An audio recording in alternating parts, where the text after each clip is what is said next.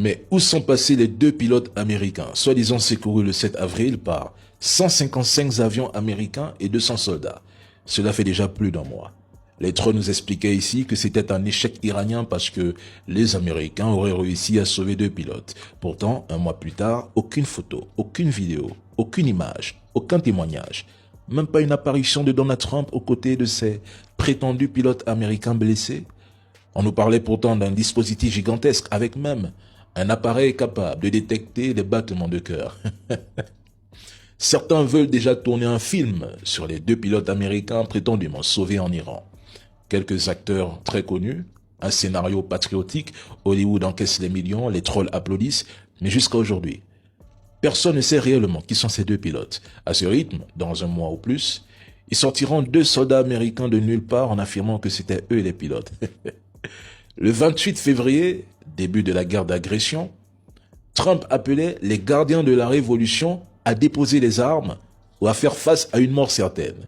À ce moment-là, la presse occidentale jubilait, les spécialistes 2.0 et leurs trolls répétaient que l'Iran était vaincu et la propagande tournait à plein régime.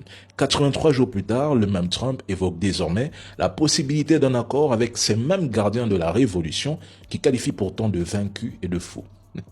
Maintenant, on nous explique que c'est très tendu entre Netanyahou et Donald Trump.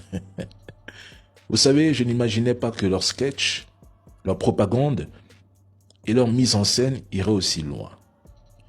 Mais bon, la propagande américaine, elle ne date pas d'aujourd'hui.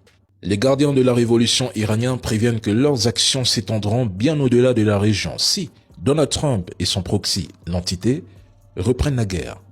L'Iran a évoqué publiquement ses sous-marins en menaçant de couper certaines communications stratégiques. L'Iran possède des mini-sous-marins, des drones sous-marins et des plongeurs de combat. Il pourrait les utiliser pour endommager ces câbles Internet sous-marins. Je ne fais que le dire depuis un mois. Et si jamais cela se produit, c'est l'ensemble du Proche et du Moyen-Orient qui subirait les répercussions d'un tel scénario. Dans cette dynamique, le détroit de Bab el-Mandeb apparaît comme une cible stratégique majeure. Son blocage ou sa perturbation pourrait affecter entre 10 à 12% du commerce maritime mondial, contraignant de nombreux navires à contourner l'Afrique, avec des conséquences considérables sur les coûts de transport, les délais de livraison et l'économie mondiale. Et dans cette configuration, la Corne de l'Afrique concentre plusieurs cibles potentielles en cas d'escalade. Parmi elles figure le camp Lemonia à Djibouti, où sont stationnés près de 4000 militaires américains. Cette base stratégique se trouve à moins de 160 km du Yémen, territoire depuis lequel les Houthis soutenus par Téhéran disposent d'un important arsenal de représailles. Et aussi le Somaliland, qui pourrait également entrer dans l'équation géopolitique de l'Iran.